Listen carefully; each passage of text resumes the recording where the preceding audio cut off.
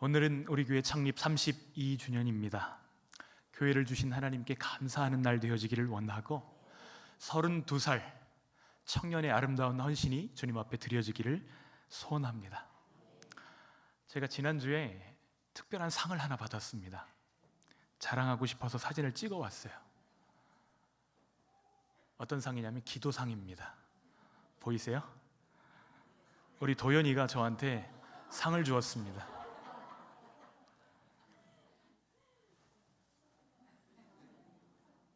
위 목사님은 하나님께 기도를 빠짐없이 기도를 하고 권사님, 집사님에게 기도를 전도해 주셔서 전도해 주셨기에 이 칭찬상장을 전합니다. 네. 제가 이 상을 받고 얼마나 행복했는지 몰라요. 제가 받았던 상 중에서 제일 저를 기쁘게 해주었던 아주 귀한 상입니다. 우리의 삶과 사역을 통해서 아름다운 믿음의 유산이 계승되어지기를 소원합니다. 사회학자들이 이러한 분석을 합니다. 한 조직이 생성소멸하는 단계가 있는데 그 단계를 3M으로 표현합니다. 첫 번째는 무브먼트입니다. 운동이 일어나는 단계예요. 어떤 한 사람이 하나님의 비전을 품고 운동을 일으키는 단계입니다. 이 단계에서 사람들이 막 모이기 시작하고 이제 사람들이 모여지면 조직이 갖춰지고 기계적으로 잘 돌아가는 머신의 단계로 접어들게 됩니다. 그런데 이 머신의 단계와 3단계 마뉴먼트의 중간에서 새로운 운동들이 일어나지 않으면 정말로 그 조직은 하나의 기념비로 남고 쇠퇴하게 된다는 것입니다. 포인트는 이거예요. 2단계와 3단계 사이에서 새로운 운동이 일어나야만 된다는 것입니다. 이번 주일이 그러한 주일 되어지기를 간절히 소원합니다. 어떻게 하면 화석화되지 않고 어떻게 하면 기념비로 남지 않고 새로운 동력을 얻을 수 있을까? 오늘 그 질문에 대한 해답이 말씀 가운데 주어지고 있습니다. 능력의 근원 되시는 하나님과의 관계를 바로 세우라는 것입니다. 누구와의 관계를 바로 세우라고요? 하나님과의 관계를 바로 세우라고 말씀하십니다. 오늘 우리가 함께 읽은 신명기는 관계를 다루고 있는 책입니다. 신명기의 원독자들은 출애굽 2세대들이지만 오늘 하나님의 백성된 우리에게도 주시는 책이 신명기인 줄 믿습니다. 하나님과의 관계 정립이 필요한 이 출애굽 2세대들에게 모세가 던지는 마지막 설교 3편, 모세의 고별 설교 3편이 바로 신명기입니다. 그런데 한번 가정해 보세요. 지금 약속의 땅에 들어갈 다음 세대들이 그 땅에 들어가서 가나안화 되어버린다면 약속의 땅이 무슨 의미가 있겠어요? 하나님이 그들을 애굽에서 이끌어내시고 그들을 약속의 땅까지 인도하시는 이유가 무엇이죠? 하나님의 사랑과 하나님의 영광을 보여주는, 세상 사람들에게 전시하는 그런 모델들로 부르시는 줄 믿습니다. 하나님을 모신 백성, 하나님을 사랑하는 자들이 얼마나 복된 삶을 사는지를 보여주라고, 하나님의 백성의 영광이 무엇인지를 가르쳐주라고 그들을 구원하신 것입니다. 이렇게 살기 위해서 하나님께서 그들에게 요구하시는 바가 있어요. 언약에 충실하라는 것입니다. 우리 12절 말씀 함께 읽겠습니다. 시작. 이스라엘아, 내 하나님 여호와께서 내게 요구하시는 것이 무엇이냐? 곧 내 하나님 여호와를 경외하여 그의 모든 도를 행하고 그를 사랑하며 마음을 다하고 뜻을 다하여 내 하나님 여호와를 섬기고. 하나님께서 우리에게 무엇인가를 요구하실 때 부당한 것을 요구하시지 않습니다. 여러분, 사랑하는 자녀들에게 무엇인가를 요구할 때 할 수 없는 것을 요구하지 않잖아요. 할 수 있는 것, 꼭 해야만 되는 것을 요청하는 것처럼 하나님께서는 언약에 충실한 삶을 요구하고 계십니다. 명령과 규례와 법도를 지켜 행하라. 여러분, 그 명령과 규례와 법도, 가장 대표적인 명령과 규례와 법도가 무엇이죠? 십계명입니다. 하나님의 언약을 총 요약하면 10계명이 되는데 이 10계명을 요약하면 사랑하라는 것이죠. 1계명부터 4계명까지는 하나님을 사랑하고 5계명부터 10계명까지는 이웃을 사랑하라는 계명입니다. 그들이 언제 어디서 누구와 무엇을 하든지 이렇게 사랑하면서 살면 잘 살게 될 뿐만 아니라 하나님의 영광과 복을 드러내는 삶을 살게 된다고 약속하시는 거예요. 그런데 하나님이 주신 그 두 돌판이 깨어지는 사건이 발생합니다. 출애굽기 33장에 보면 모세가 하나님의 언약을 받기 위해 시내산 위로 올라갑니다. 그 지도자들에게 하나님의 영광을 다 보여주셨어요. 다 알게 하셨습니다. 그런데 모세가 산꼭대기에 올라간 뒤에 내려오지 않자 사람들이 수군수군 대기 시작합니다. 죽은 거 아니야? 먹을 것을 들고 올라간 것도 아니잖아요. 한 주도 아니고 두 주도 아니고 40일 동안이나 모세가 내려오지 않자 이제 아론에게 이야기합니다. 우리를 인도에 낸 신을 만들어 달라. 보자기를 펴놓고 사람들의 손에 끼어져 있는 반지를 빼고 목걸이를 빼고 귀걸이를 빼서 그 앞에 가져오게 합니다. 금을 녹여서 만든 것이 무엇이죠? 송아지를 만들고 이야기합니다. 이것이 너희를 애굽에서 인도해낸 하나님이다. 이렇게 이야기합니다. 여러분, 그 장면을 하나님이 보실 때 얼마나 진노하셨을까요? 모세가 산 위에서 하나님 새겨주신 그 언약의 돌판, 십계명 돌판을 들고 내려오다가 그 광경을 보고서 깜짝 놀랍니다. 하나님의 진노하시는 것을 살피면서 모세도 그 마음 가운데 분노를 감출 수 없었어요. 그래서 하나님이 친히 새겨주신 그 돌판들을 집어 던지면서 그들을 책망합니다. 돌판이 깨져버린 거예요. 돌판 주시면 뭐예요? 하나님 버렸는데요, 하나님 떠났는데요, 하나님 없이 기뻐하고 즐거워하고 있는 그 백성에게 돌판이 무슨 의미가 있겠어요? 하나님께서 말씀하십니다. 안 되겠다, 끝내자. 이 백성들 다 끝내버리고 너로, 모세 너로 새로운 백성을 이루어서 이제 다시 시작하자. 하나님이 말씀하실 때 모세가 생명을 걸고 하나님 앞에 기도로 나아갑니다. 하나님께서 그 기도를 들으시고 그들을 긍휼히 여기세요. 그래서 200만이 넘는 그들을 죽이지 않으시고 그날의 그 일을 주동했던 3,000명들이 죽임을 당하게 됩니다. 여러분, 슬픈 날이죠. 백성들의 리더 3,000명이 죽었습니다. 그러나 그들을 멸하시면서도 하나님께서 가지고 계신 하나님의 본심, 그들을 살리시고 남기시는 하나님의 본심이 무엇이죠? 하나님 말씀에 순종함으로, 하나님을 하나님으로 모셔 섬김으로 하나님 주시는 복을 받는 하나님 백성의 삶을 살기 원하셨던 것입니다. 하나님의 명령과 규례와 법도, 이것을 주신 목적이 무엇이죠? 우리의 행복을 위해서 주신다고 말씀하십니다. 13절 말씀 함께 읽어볼까요? 시작. 내가 오늘 내 행복을 위하여 내게 명하는 여호와의 명령과 규례를 지킬 것이 아니냐. 무엇을 위해서 이것을 주셨다고요? 우리의 행복을 위해서. 한번 옆 사람에게 얘기해 주세요. 행복을 위해서 주셨습니다. 그런데 이것은 신명기 오늘 10장에만 말씀하시는 것이 아니라 이미 앞에서도 여러 번 반복하고 계시는 말씀이세요. 신명기 5장 29절 말씀 함께 읽어볼까요? 시작.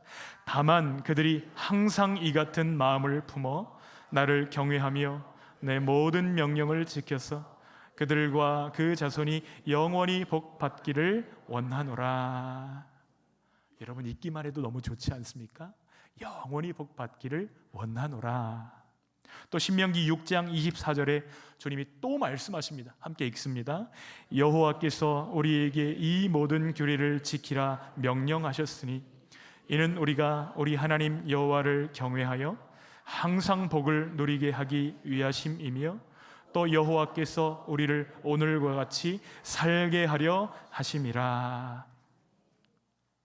왜 이것을 주셨다고요? 살게 하려 하심이라.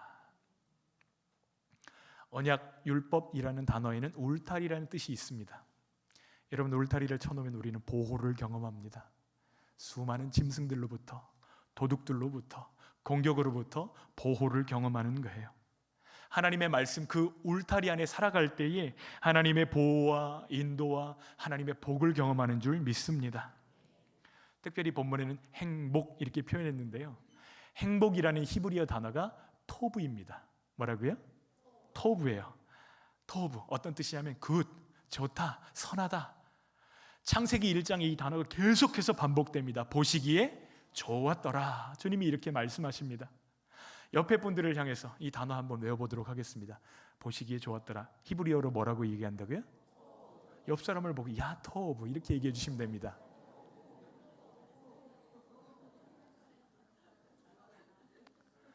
여러분, 진짜 토부의 삶은 하나님 보시기에 좋은 삶입니다. 세상 사람들 보기에가 아니고요, 하나님 보시기에 좋은 삶이 진짜 토부의 삶이라는 것을 발견하게 됩니다. 그 행복을 위해서 우리가 순종하고 연습해야 될 삶이 있다고 말씀하시는 거예요. 오늘날 너희에게 요구하시는 것이 있다고 말씀하십니다. 12절 다시 한번 읽겠습니다. 시작. 이스라엘아, 내 하나님 여호와께서 내게 요구하시는 것이 무엇이냐? 곧 내 하나님 여호와를 경외하여 그의 모든 도를 행하고 그를 사랑하며 마음을 다하고 뜻을 다하여 내 하나님 여호와를 섬기고. 여러분, 사랑의 대상에 대해서 말씀하십니다. 누구를 사랑해야 된다고요? 내 하나님 여호와를 사랑하라고 말씀하세요. 여러분, 언약 관계에서 이 사랑은 굉장히 특별한 의미를 가지고 있습니다. 사랑하는 대상과 사랑하는 사람 사이 아무것도 끼어들면 안 되는 거예요. 여러분, 한번 생각해 보십시오. 부부가 있어요. 사랑하는 부부가 있는데 어느 날 남편이 이렇게 이야기합니다. 여보, 정말 불쌍한 여자가 하나 있는데 우리 집에 데리고 와서 같이 살면 안 될까요? 내가 결코 당신보다 더 잘해주지는 않을 거예요. 그죠? 당신에게 하는 거 똑같이 그렇게 그 여자를 대해주기만 할게요. 그러면 그 이야기를 듣고 기뻐할 여자가 어디 있겠어요? 피가 거꾸로 솟을 것입니다. 예쁘다고 밥 해줬던 밥통을 부셔버릴 거예요. 문을 걸어 잠글 것입니다. 언약 관계에서 똑같이 사랑한다는 것은 버렸다는 의미와 똑같습니다. 그러니까 하나님을 사랑하라 이렇게 말씀하시는데, 하나님과 다른 것을 똑같이 사랑한다는 것은 하나님을 버렸다는 것을 의미합니다. 그러니까 하나님을 어떻게 사랑해야 되는지 그 대상과 방법에 대해서 하나님이 강조하시는 부분이에요.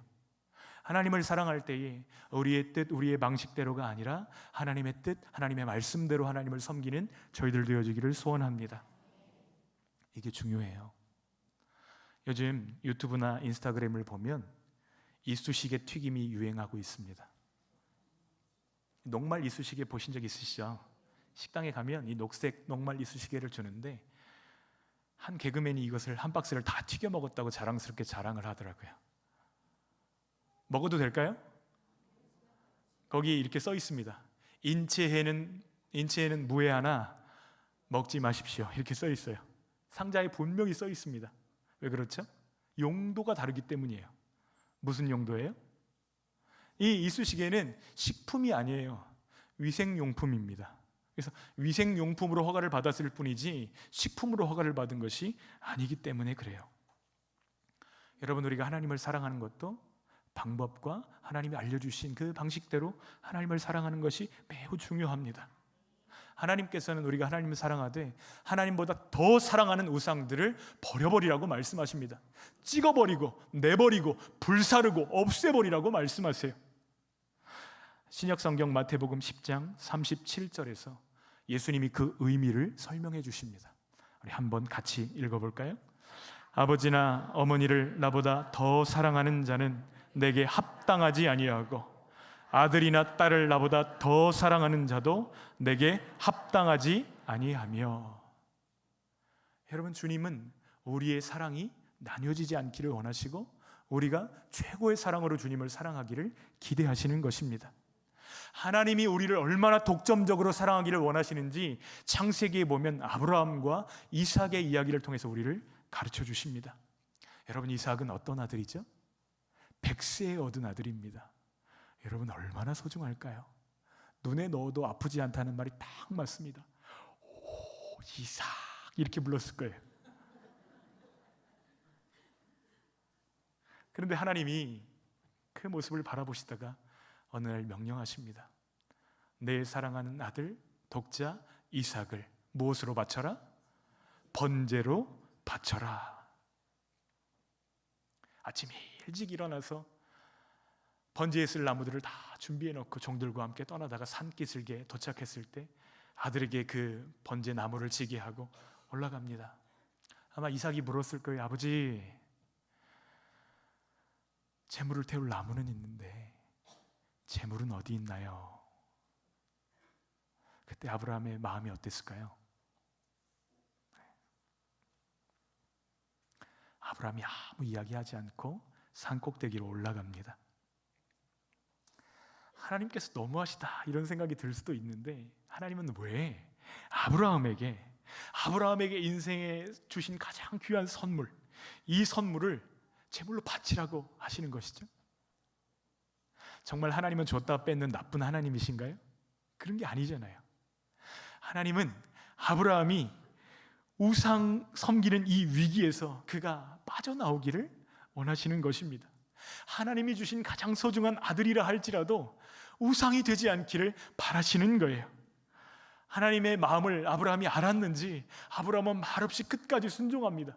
제단 위에 아들을 눕혀놓고 칼을 높이 들어서 그 아들을 내리치려 하는 그 순간에 하나님이 다급한 목소리로 그를 부르십니다. 아브라함아, 그 아이에게 손대지 말라. 내가 이제야 네가 나를 사랑하는 줄 알았노라. 여러분, 순종으로만 누릴 수 있는 복이 있다는 거예요.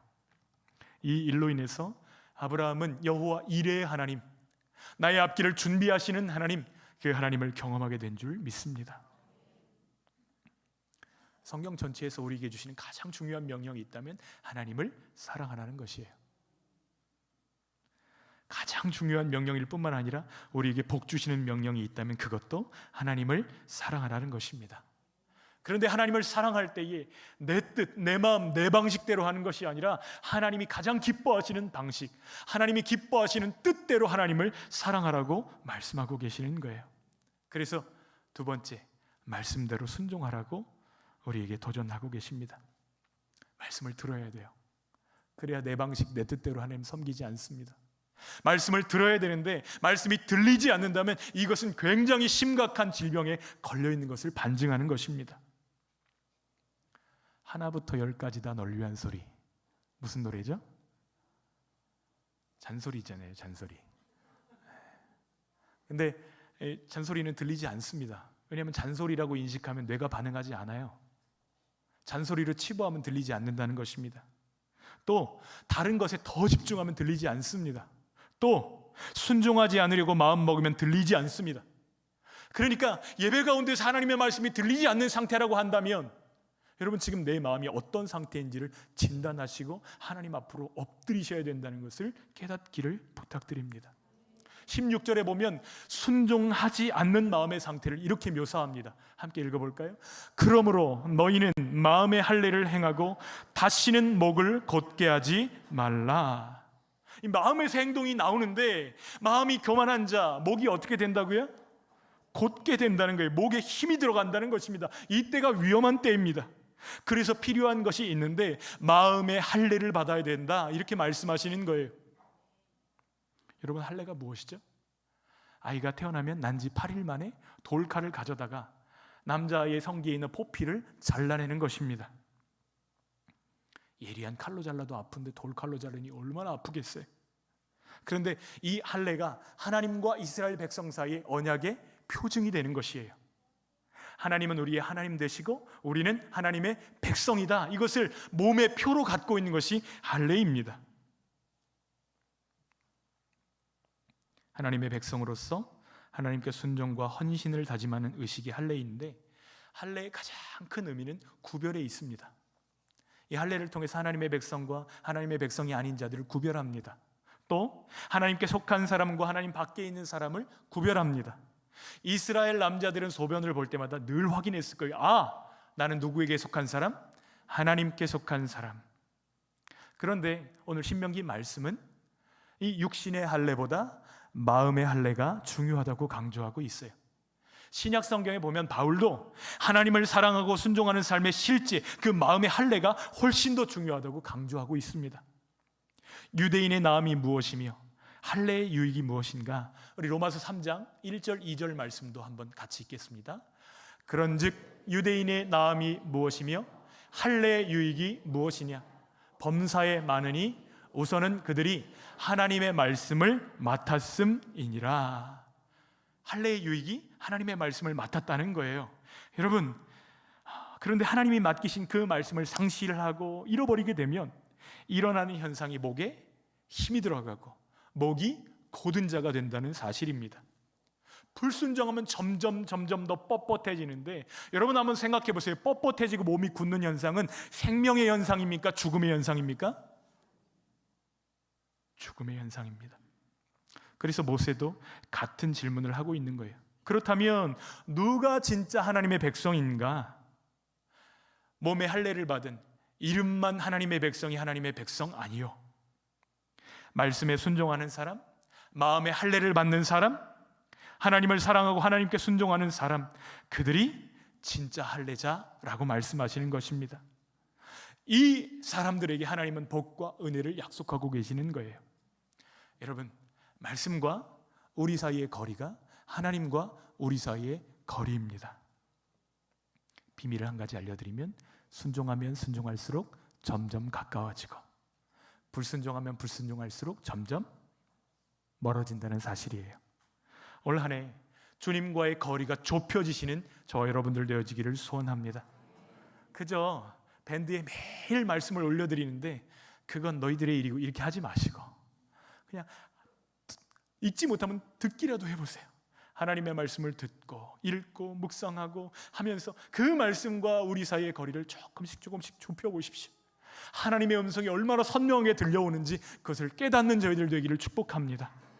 또 매일 성경을 우리가 매일 새벽 예배를 드리고 있는데 6년 동안만 이 커리큘럼을 따라가면 여러분 성경 전체를 깊이 볼 수 있게 됩니다.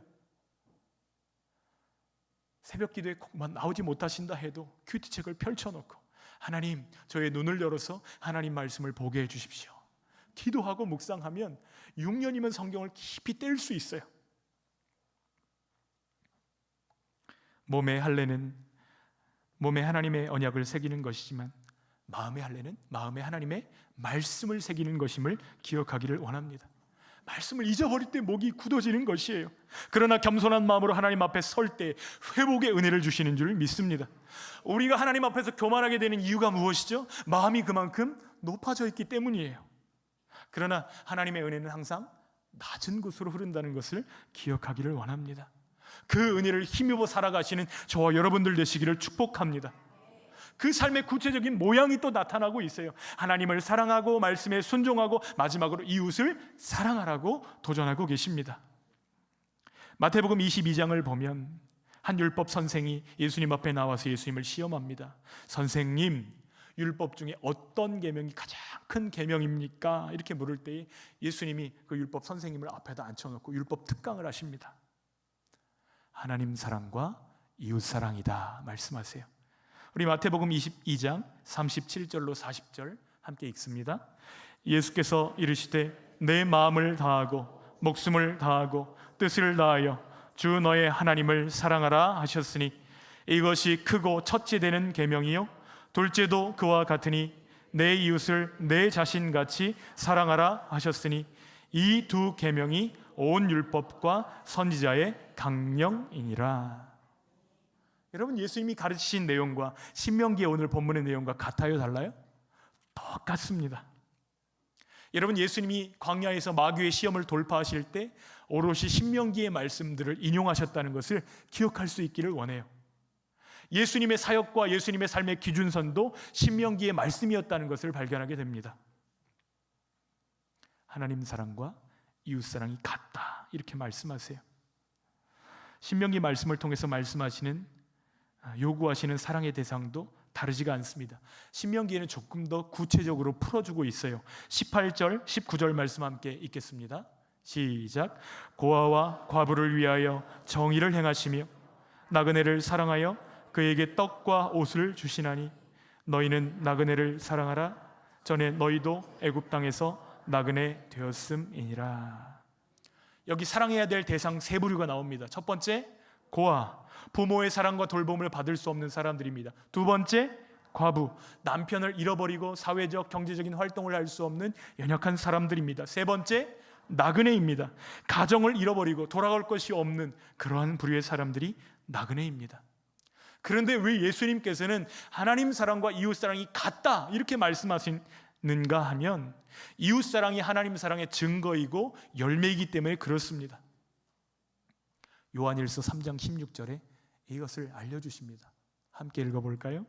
그가 우리를 위하여 목숨을 버리셨으니 우리가 이로써 사랑을 알고 우리도 형제들을 위하여 목숨을 버리는 것이 마땅하니라.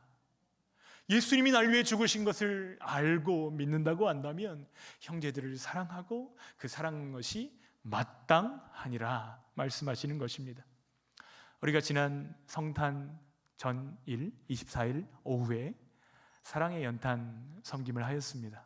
그런데 이 소외된 이웃들을 돌보는 자리에 자녀들이 함께 했다는 것이 굉장히 중요해요. 그 주역들이 지금 앞에 사진으로 나와 있는데 저에게 상을 준 아이도 여기 있습니다. 근데 왜 이것이 중요한가 하면 섬김의 기쁨을 어려서부터 안다는 것이 정말 좋은 유산이거든요. 받기만 하는 아이들은 커서도 받을 줄밖에 모릅니다. 그러면 이 아이들 리더로 자랄 수 없어요. 근데 어려서부터 나는 섬기는 사람이야, 나는 돌보는 사람이야, 나는 주는 사람이야, 주는 것은 기쁜 일이야, 이것을 깨닫게 되면 그 아이들은 세상의 리더로 자라게 되는 줄 믿습니다. 받는 게 당연해지면 그 사람은 평생 거지로 살아갈 수밖에 없는 것입니다. 여러분, 이것이 우리 행복되기를 원합니다. 행복은 멀리 있는 것이 아니에요. 피상적인 것이 아닙니다. 내 앞에 계시는 하나님을 사랑하고 내 옆에 있는 이웃을 사랑하며 하나님이 오늘 우리에게 주신 말씀에 순종하는 것이 진짜 행복인 줄 믿습니다. 이것이 구약적인 표현이었다고 한다면 신약적인 표현으로 행복을 표현하면 예수님과 동행하는 것입니다. 아빠, 우린 가난한데 왜 이렇게 행복하지? 김병년 목사님이 이런 책을 쓰셨어요. 근데 사실 김병년 목사님의 가정은 참 어렵습니다. 왜냐하면 사모님이 셋째를 낳고 나서 사흘 만에 뇌졸중으로 쓰러지셨는데 의식불명 상태가 돼서 지금도 거의 식물인간 상태로 누워 계십니다. 눈을 깜빡이는 정도로만 의사소통을 할 수 있는 상황이에요. 그러니까 이 막내 딸아이가 엄마의 사랑을 충분히 받을 수 있었을까요? 아니에요. 그런데 이 엄마의 사랑받지 못하고 자란 9살 된 막내딸이 아빠에게 묻는 거예요. 아빠, 우린 가난한데 왜 이렇게 행복하지? 얘가 행복이라는 말의 뜻을 알긴 하나? 그래서 다시 아빠가 묻습니다. 야, 너 가난이 뭔 줄 아니? 응, 돈 없는 거잖아. 그래서 또 묻습니다. 그럼 행복은 뭔데? 우리가 기뻐하는 거잖아. 여러분, 진정한 행복은 소유나 성공에 달려있지 않습니다. 하나님과 친밀함에 우리의 행복이 달려 있습니다. 이 아이도 안 거예요. 아빠, 우리는 가난한데 왜 이렇게 행복하지?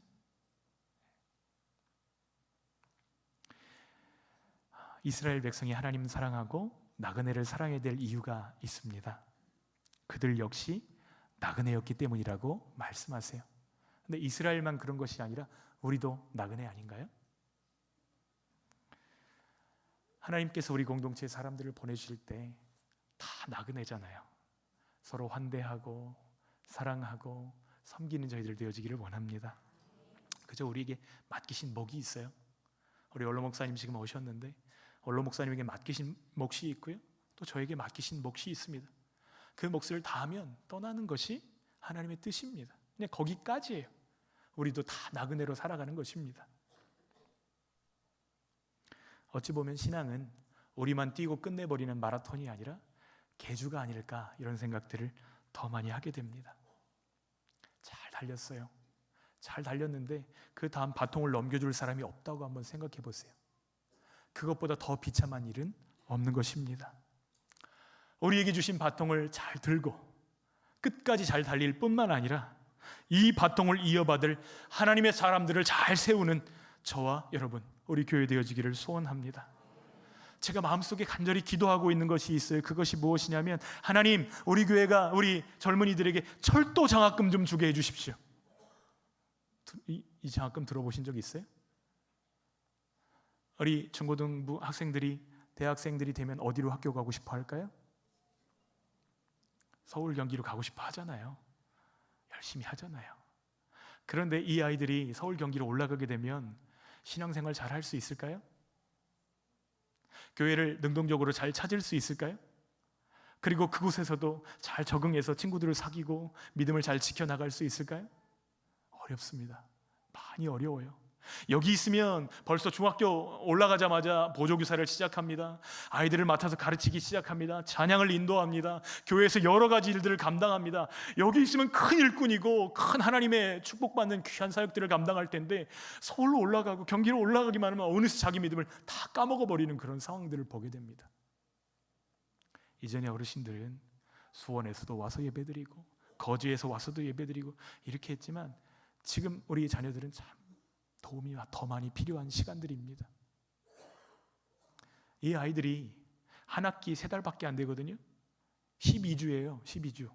12주 동안 한 주에 7만 원씩 쓰면서 매주 교회 내려오는 거 부담스러울까요? 안쓰러울까요? 부담스럽죠. 요즘에 아이들 청년부 수련회하기가 어려운 이유가 뭔지 아세요? 그 다음 학기 등록금 벌려고 애들이 바로 아르바이트를 시작합니다. 이렇게 어려워요.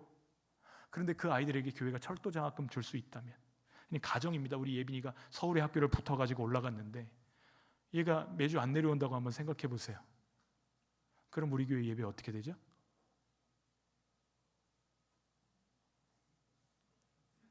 철도 장학금이 시행되기를 간절히 기도합니다. 장로님들과 의논한 건 아니에요. 그런데 이 아이들이 학기 중에 주말에 집에 내려와서 맛있는 밥 먹고 편안하고 따뜻하게 자고 힘을 얻어서 다시 올라가서 공부하고, 또 교회에서 믿음으로 섬기고, 아이들 이 한 사람 한 사람 그 동생들 돌봐주고 섬기고 세우고, 여러분 우리 공동체 전체의 복이 될 것입니다. 학기가 시작되면 청년들이 없어요 라고 비명 지르는 다른 교회들에게 좋은 모델들이 될 것입니다. 우리만 좋고 끝내는 것이 아니고 우리의 다음 세대들이 살아나는 구조를 만들기를 원하고, 지금보다 10년 뒤가 더 좋은 교회로 주님 앞에 세워지기를 소원합니다. 어떻게 해요? 하나님 사랑하고 이웃 사랑하고 주신 말씀에 순종하는 것입니다. 이렇게 할 때에 우리 안에서 새로운 운동들을 일으키시며 우리 공동체에 불씨를 더하시며 성령의 능력으로 우리를 붙드실 주님을 기대하는 오늘 창립주일 되어지시기를 축복합니다.